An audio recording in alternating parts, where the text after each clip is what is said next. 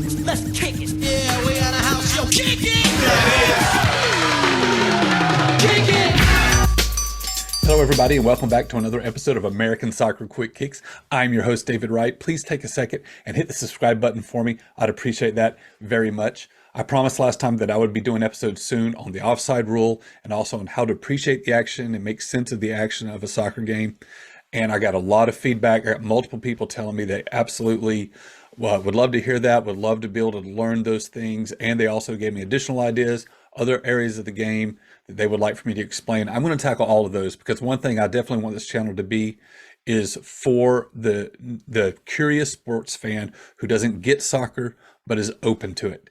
And if they can learn a little bit more, they can kind of see the code a little bit like I talked about, then they can get into this a little bit more and maybe start to become a fan of it. So I definitely want to do that. And I'm here for the non-fans that are soccer curious and are willing, that are open-minded enough to be able to learn enough about it to get more interested in it. And I want to provide that. So, and along those lines, I'm not going to be doing week by week or reporting on the results of league action and stuff like that. I'm not going to get to that level of detail. I'm not going to get that granular with it. And hopefully, if you become a fan of the league, you'll find that information out there, or you'll be following it. However, I'm not going to get to any of those this week, unfortunately, because we're getting close to the end of the week. I'm getting ready to travel this weekend. I'm not going to be able to get to it. And it's also the opening weekend of Major League Soccer regular season, and I want to set that up a little bit because not only is this going to be for the non-fans, it's going to be for the new fans. One reason I started this, this originally was a podcast in 21, and my motivation behind this remains the same as it was then, which is I know for a fact that there are a lot of new fans popping up all across the country as the league remains in a era of rapid expansion. Atlanta joined the league in 2017. I had been an MLS original fan from 1996, but I didn't always follow the league closely because I didn't have a rooting interest in any of the teams. And then that changed when Atlanta joined in 2017. Atlanta joined in 2017 along with Minnesota in that same year. 2017 still seems pretty recent to me, and Atlanta still seems like a new team to me. But since Atlanta and Minnesota joined, we've had a new team in Los Angeles join. We've had Cincinnati, Miami, Nashville, Austin, Texas with their first major league sports team ever. Then last year, Charlotte joined, and now this year, St. Louis is joining. So it's a pretty incredible rate of expansion. And I know from kind of having front row seat and being involved in both the expansion seasons of Atlanta and Nashville, I know that in every one of these cases, in every one of these new cities that are joining the league, you're getting a lot of people that are excited to have a new team, something new to do in their city, and they're going to these matches and they're getting caught up in the game day energy. They're not really soccer fans, but they're there to have fun and they're having a great time, and they find themselves, enjoying themselves and wanting to learn more about the sport. So these are new fans coming on, and so I want to give some level of reporting on the league because that's what I mean. You have the non-fans who just want to learn about the game, the rules of the game, and what's even happening.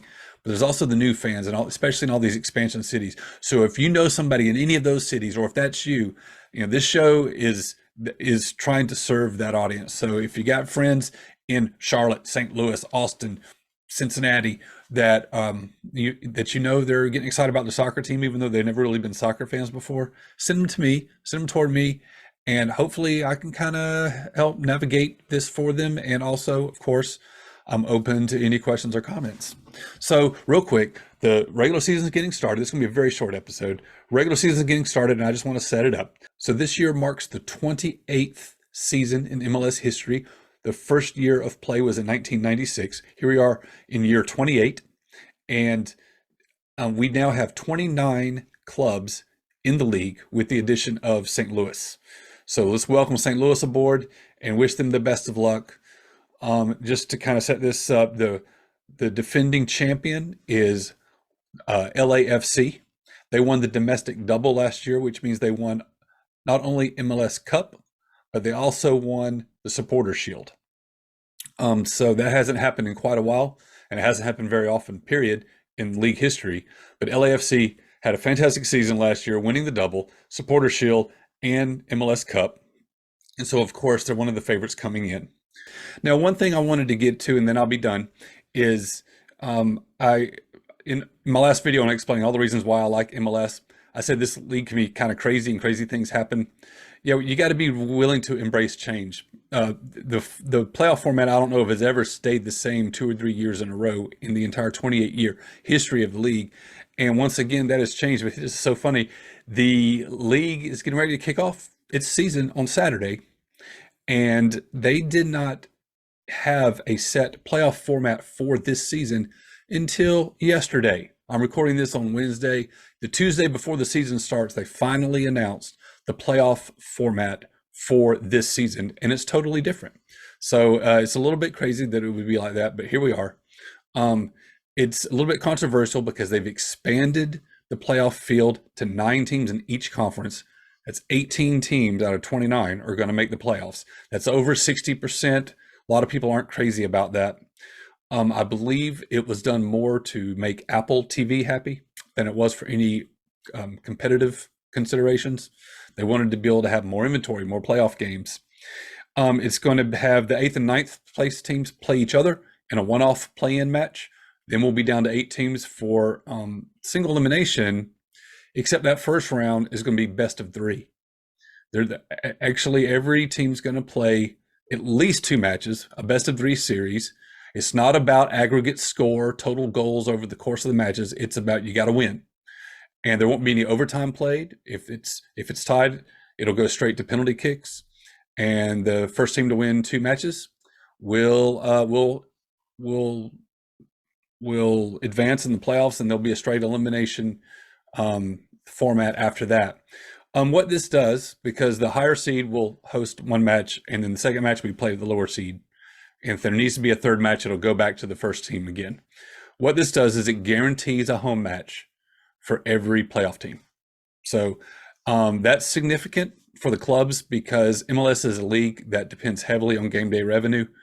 And to give everybody, guarantee everybody 1 home match in the playoffs, there you go. We have financial considerations there. We have the television considerations, what Apple wants for its inventory. What's not totally considered, what doesn't seem to be prioritized, is the competitive balance or just the sporting side of it. Obviously, having more teams in the playoffs diminishes the importance of the regular season, makes each individual game a little lower in stakes, makes the early part of the season, the opening stage of the season, not seem very important. Also, I think it diminishes the significance of the Supporter Shield. I mean, you could have a small playoff field for the MLS Cup, but you're still rewarding the best team over the course of the season with the Shield. So I think it does drop the significance of the Shield a little bit. But anyway, that's what we're going to do. It's going to be that type of format. So it's going to be an interesting year because of the League's Cup. We're interrupting the season this summer in order to have a month-long tournament with Liga MX. That's actually going to be very exciting. And even if you're not ready to follow the league and start tuning in every week, that is a tournament maybe you can tune in for because it's just a concise, contained playoff tournament situation that be easier to kind of follow that and then check out and be done.